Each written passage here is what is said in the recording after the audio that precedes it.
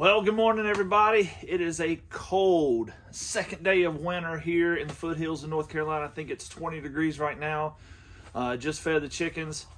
But honestly, this is the best time of year for a farm or homestead. Why? Because you can plan. This is the best time to plan for your upcoming year. So today, we're going to walk you through the 23 acres that we have here and how we're going to map it out to plan our upcoming farm / homestead.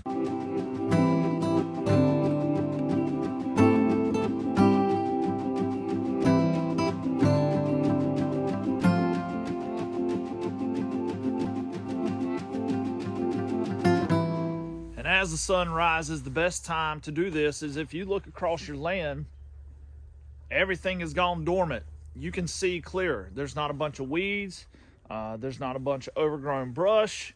The pests are hibernating. There's no snakes, anything that you could step on that you would see going through your entire property. So right now is the best time because you've got the lay of the land. The leaves are off the trees. You can see clearer and farther. It's going to help you to plan out a little bit better. So we are going to utilize Google Earth and our local Burke County GIS to help us get a good overview of the house and the land. And what we are going to do with that is we are going to section that off, get a good aerial view. We also used, with permission, the drone shots that the realtor that was selling our house used. And using permaculture design, if you go back and utilize some of their tips and techniques for designing your homestead and farm, you want to put things that are the most important, closest to your house that you use every day. That's why we have our egg layers right by the garage area or the carport area. The second area is the garden. And when we first found out the story behind this property, Colin and Ms. Virginia Davis, even though they have passed away and their families have told us their story, we want to honor them. Just thought it was really cool, kind of how they founded this land. We've already showed you the barn, but Ms. Virginia loved gardening and plants, and this is where she had her garden, in this zone right here. So we're gonna use this off season to kind of track the sun, see where the best place to be for a garden. And I know the camera's not gonna do it justice, but you can kind of see the rows that they had for the garden and near the water. Now the next phase is where we plan to put future cows. And as you can see, I know the frost is covering this, but this is lush green pasture. And this is the part of our property that butts up with our potentially new neighbors. They're breaking ground over there, but it goes all the way down that sideline and then goes behind the barn. This is perfect land. They also use this as hay, and when they had cows, they used it as their cow pasture area. So this is the perfect area to run cows. You also have some shade locations when it gets really hot, but the grass over here is just unbelievably green and lush. And I know the camera's not going to do it justice right now because of the frost on the ground, but it is really green grass, especially for December. And you can see the barn over there in the distance. We just did a barn reveal. That was really cool. We got a lot of plans for that. And we really appreciate all of our viewers for your comments based on the barn reveal video, telling us that the was a bellow. But the one thing we thought was part of the sawmill was actually could be a bale of hay conveyor belt. That the thing down in the basement of the barn was actually an attachment that you put kind of like a sickle when you're going through the fields. Oh, and that the sparkler things that my wife thought were sparklers were actually welding rods. So we read the comments. Thank you for helping us out with that. So that was very helpful. But this is the section right here. We are actually going to get our forestry mulcher blade on our Weedeater and clean this out because there is fencing wiring this growing through here. And let me walk over this area just to show you. This is where the old cattle fencing used to be. You can see the stakes in the ground, the insulators that are on the poles, and it goes all the way down through up to the barn. All right, we're gonna walk out past the barn. We're gonna show you the next spot where we plan to put animals, and we're gonna use the woods to our advantage. Well, and we're out in the woods for this next section because this is where we plan to run pigs. We've done pigs before. We did it more of in a deep bed method, but out here, all we gotta do is run some hot wire, get our fencing perimeter put up, because don't trust the pig, they will get out. But this seems to be the best area where we can get them out into the woods. They can be pigs, forage around, and not have to be so confined. But this whole area back here is about 10 acres. And this section right here is mostly woods, and it's not real tall, thick trees. So I'm assuming maybe they did some forestry management back here.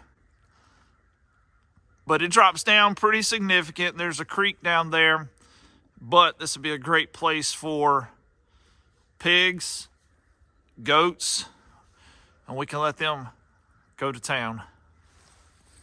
And this looks like some old shed of some sort, maybe another part of the barn, but man, that really would have been cool. Just kind of looked like maybe a tree fell on it or it just deteriorated over time. There's an old bush hog blade attachment. And a toilet in case you need to go when nature calls. Now this is a neat little building. I wasn't able to see this earlier because of all the overgrown brush, and you can see it's pretty thick through there. But let's try to get through there and check this out. One thing that hasn't gone dormant is these doggone briars. These things hurt. They stay out year round.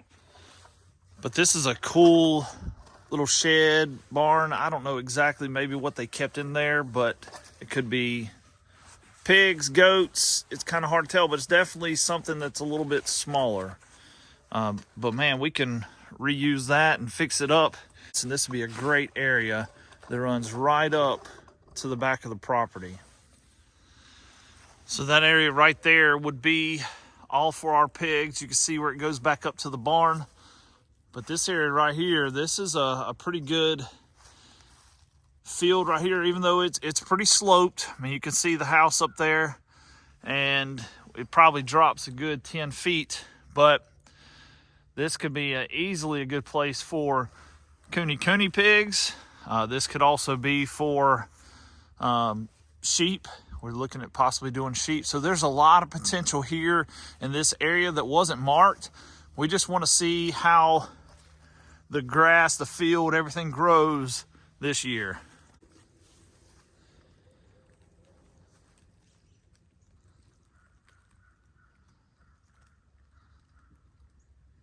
And I'll tell you, a lot of this area, this is the first time we walked on it.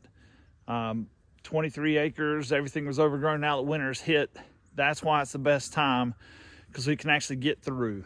And you can see kind of the mid pasture takes you up to the house. And the next spot that we're going to go to is where we plan to run our chickens and our chicken tractors. Now I'm standing in what we're going to call the north pasture because the direction, but this is about an acre and a half, which is bigger than anything we owned on our previous property. Our previous property, we had 0.29 acres of flat grass. I'm going to show you what that looks like compared to this property. But this section right here, it's covered with this sage grass, which means we probably need to put out some lime and get the pH, all that stuff balanced. But this is relatively flat. As you can see, it's close to the house, which I'll show you here in just a second, so we can run water. We can move freely, put the chicken netting up here, the Stark Line chicken netting. We can even bring our egg layers up here and let them free range. But this is right next to our other neighbor's property. So we want to make sure that we're being respectful of them. This is the best area right here that we're going to put our chicken tractors for our pasture raised poultry, but we got to get the field right. So we're going to get it conditioned, mowed up, and let the chickens do their job to help fertilize it. Well, that's just a brief overview of how we plan to do our farm/homestead, the different zones and sections that we're going to utilize. But year one, we're going to be real patient, and that's going to be hard for me because I want to get out there and get things situated and get started. But I was given some advice to wait before you start making permanent structures to see how the land operates, how water drains, where your shade is, the things that grow in that area. Because the worst thing you can do is build something, then have to pick up and move it. And that's what we did at our last property. We moved our garden like 3 or 4 times, and that's a ton of work. So year one is going to be very basic in what we do. And also what that does is it gives us time to focus on the house. Again, this is an older house built in the 70s, not very well insulated. We already did, our first project was insulating the basement dungeon area. Now we're focusing on the kitchen area because it gets chilly in there. Check out the indoor temperature. I mean, we've opened the door a couple times to go out, take the dog, feed the chickens, but 59 degrees indoors. We've got some serious air gaps. So around some of the doors, we're gonna seal that. So we just used this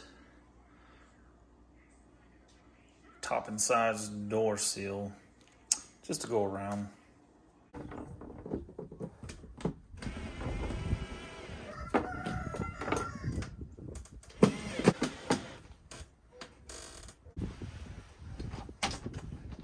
All right, you can open it.